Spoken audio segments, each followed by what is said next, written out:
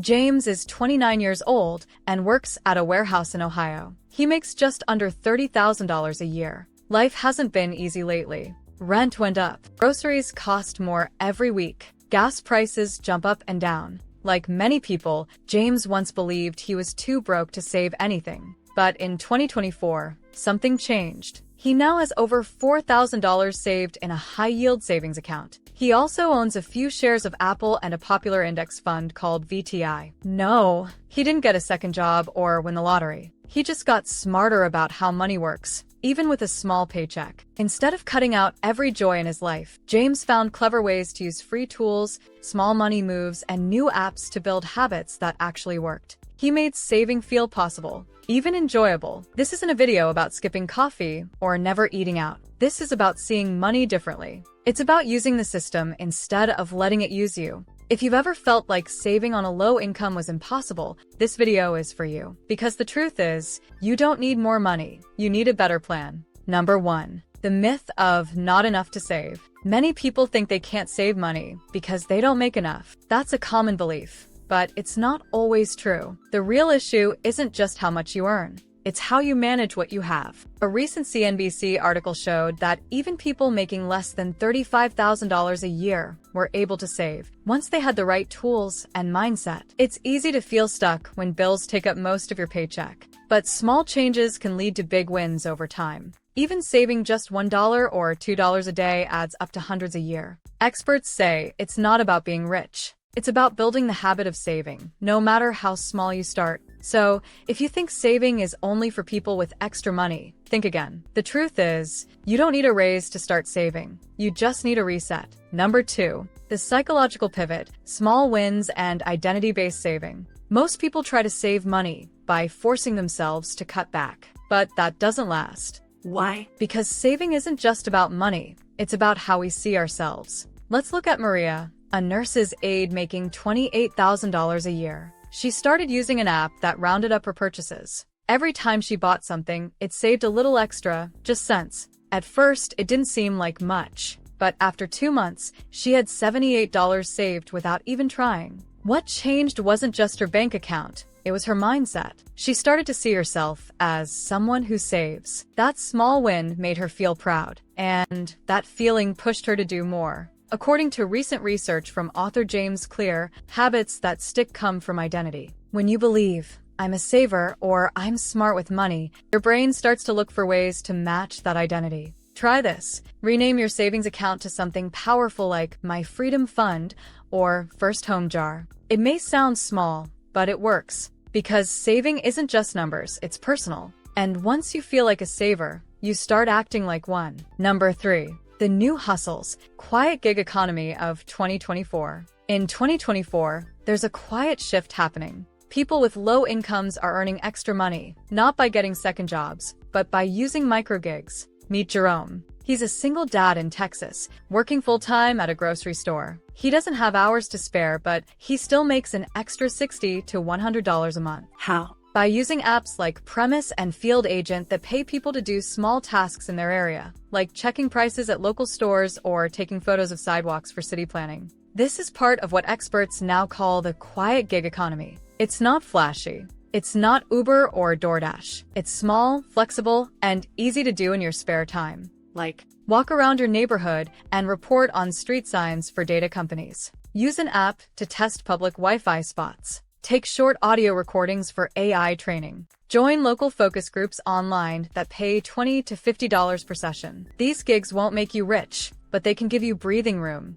Even $25 a week adds up to $1,300 a year. That could be emergency savings, debt payments, or a fund for your future goals. Pick one microgig app this week. Set a small goal. The money is out there. You don't need more hours, just smarter minutes. Number 4. The new way to budget. Flexible envelope method, using digital tools. The old school envelope method meant using cash and putting it into different envelopes. One for rent, one for food, one for fun. It worked well before everything went digital. But today, we hardly use cash. Now, there's a smarter way to do it using apps. Meet Tara, a teacher who shares an apartment with 2 roommates. She uses a free app called Good Budget to split her money into digital envelopes. One is for bills, one for food, and one for future goals. She also uses Splitwise to share and track costs with her roommates. No more guessing who paid what. This new version is called the flexible envelope method. It gives you structure without feeling too strict.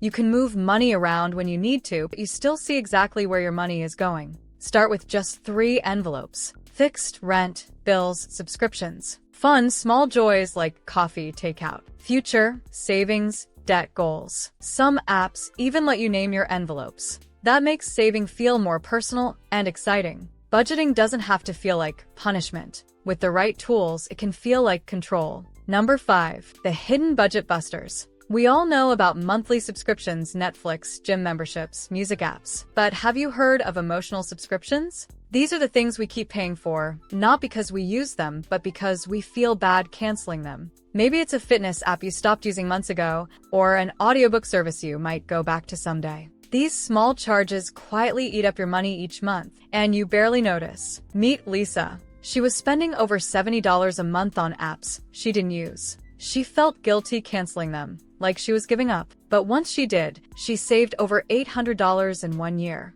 Use a free app like Rocket Money or Clio to scan and cancel and use subscriptions automatically. These apps show you what's coming out of your account and let you stop it with one tap. Sometimes saving money starts by letting go of what no longer serves you. Food hacks from TikTokers living on $30 per week. On TikTok, a new wave of creators are showing how to eat well on just $30 a week, and it's not boring ramen noodles every day. Take Jenna, a 22-year-old student who shares her weekly $5 meal preps. She buys discounted food late at night, freezes leftovers, and turns scraps into soups, stir-fries, or wraps. Her videos are fun, fast, and packed with smart tricks. One of her hacks? Freezer Bag Fridays, where she tosses leftover veggies and meats into a Ziploc bag all week, then cooks it into a stew or casserole on Friday. Others are using community fridges, where people give and take free food. Check maps on Instagram or Nextdoor. Grocery cashback apps like Fetch or Upside. Store brand swaps that cut bills by 30% or more. Some even do Pantry Bingo,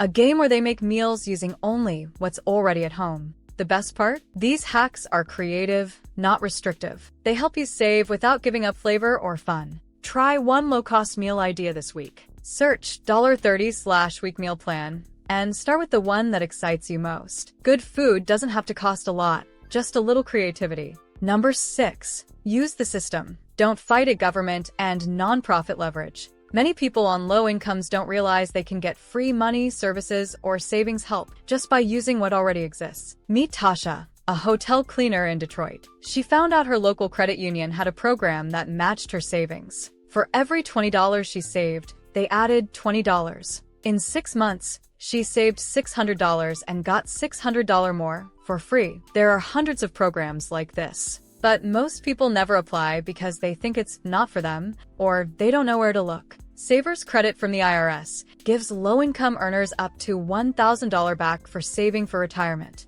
Energy help programs lower your utility bills by $50 to $150 per month. Match savings plans from nonprofits and local banks. Free tax filing tools that help you claim extra cash, like the Earned Income Tax Credit. You don't have to do everything alone. The system has tools, you just have to know where to look. Number 7. The Keep It Off-Grid Fund. Sometimes the best way to save money is to hide it from yourself. That's the idea behind the Off-Grid Fund. It's a small savings account that's separate from your main bank. Harder to see, harder to spend. Why does this work? Because when your money is too easy to access, it disappears fast. Bills, snacks, last-minute shopping, it all adds up. Marcus, a part-time bus driver, set up a savings account at a credit union with no app access. He called it emergency only. 6 months later, he had $540 saved and forgot it was even there. When his car broke down, that money saved the day. Open a free savings account at a different bank or credit union. Don't connect it to your debit card. Add $5 to $10 a week. Out of sight, out of mind, until you really need it. That's smart saving. Saving money on a low income isn't easy, but it is possible. You don't need a huge paycheck. You need smart habits, small wins, and tools that work with your life. James, the warehouse worker we met earlier, didn't get lucky. He made a plan, used new tools, and changed how he saw himself. Now, he's not just surviving, he's moving forward. You can do the same. Start small. Try one idea from this video today, because saving isn't about being rich. It's about building power, step by step. And your first step starts right now. Want to learn how real people are building quiet wealth and achieving financial success? Then watch this video next. Don't forget to like, comment, and subscribe to the channel to see more content like this. Thanks for watching, and I'll see you in the next video.